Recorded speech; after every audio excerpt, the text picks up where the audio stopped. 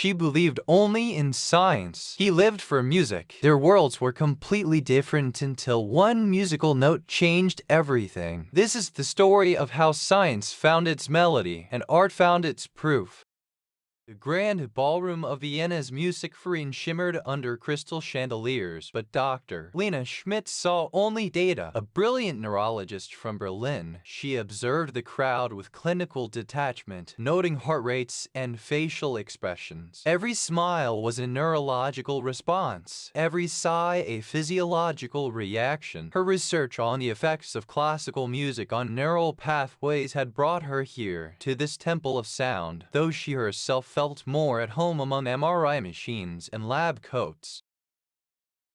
Across the room, Julian Strauss tuned his violin with practiced ease. As Vienna's most celebrated concertmaster, he moved through life with a passion that bordered on recklessness. Where Lena saw brain chemistry, he saw soul. Where she sought patterns, he created magic. Their worlds collided after her presentation to the orchestra board.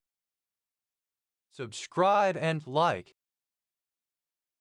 Your research methods lack artistry, Julian declared, his voice carrying through the suddenly quiet room. You're measuring heartbeat, but missing the heart. He stood with the casual elegance of someone who knew his worth, his violin tucked under his arm like an extension of himself. Lena adjusted her glasses, her posture rigid. And you rely on intuition over empirical evidence. Beauty cannot be quantified in decibels, but science can explain why certain compositions affect us more deeply than others. The tension between them became the talk of the Musikverein. They communicated through barbed comments left in research margins and challenging glances across rehearsal rooms. He thought her cold and unfeeling. She considered him emotionally volatile. Yet, beneath a professional disdain, something else simmered, a curiosity that neither could entirely suppress. The turning point came during an evening performance when an elderly patron collapsed in the front row. While Julian immediately calmed the panicking crowd with a gentle Bach piece, Lena rushed forward, her medical training taking over. As she performed CPR with precise, efficient movements, his music wrapped around them both, creating an unexpected harmony of science and arts. Together, they saved a life, and in the adrenaline-filled moments that followed, their eyes met with new understanding. The next day, Lena proposed an unconventional study, mapping Julian's brain activity during performance. To her surprise, he agreed. The laboratory became neutral territory, a place where wires and electrodes created bridges where words had failed. She attached sensors to his scalp with careful precision. He watched her work with fascinated eyes. Subscribe and like. Does it bother you? She asked once, her fingers accidentally brushing against his temple. Being studied like this? He smiled, a slow, genuine expression that transformed his face. Not when the scientist is so thorough. Evenings blurred into nights filled with coffee and conversation. He brought her Viennese pastries from his favorite bakery. She explained the neural pathways of musical creativity. She learned about musical composition. He learned about dopamine release. The rigid lines between their worlds began to blur in the soft glow of computer screens displaying his brain activity. The breakthrough came during a particularly emotional performance of Tchaikovsky. The scans showed patterns Lena had never seen before, a perfect synchronization between analytical and creative centers of the brain. Though the missing data point, she whispered, looking from the screen to his face. The connection I've been searching for.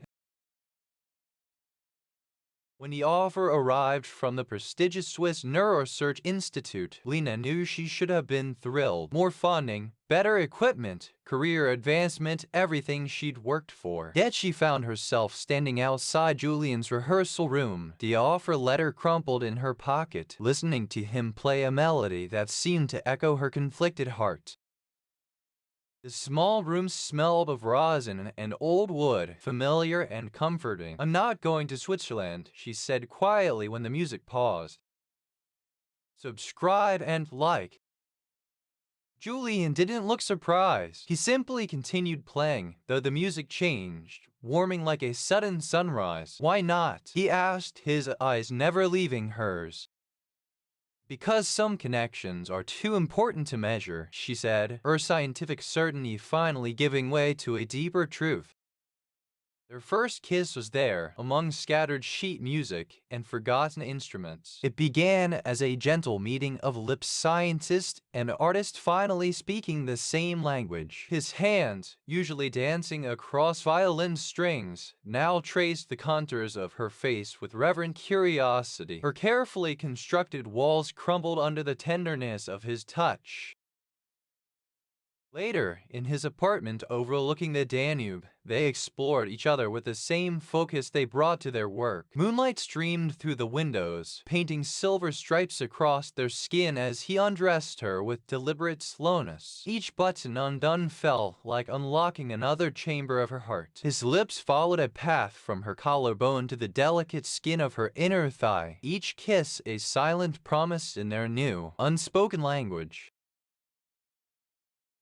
When they finally joined, it was with a deep, aching slowness that felt less like passion and more like coming home. Lena understood what her data could never show her. This was the connection she'd been studying, not just neural pathways, but the invisible threads that bind two souls. Julian's whispered words against her skin were more profound than any symphony, his touch more illuminating than any research.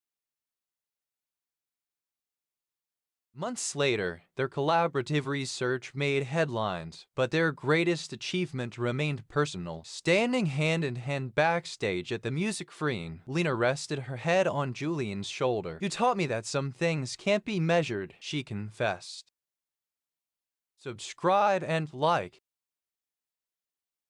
"And you showed me the science behind the magic," he replied, kissing her forehead.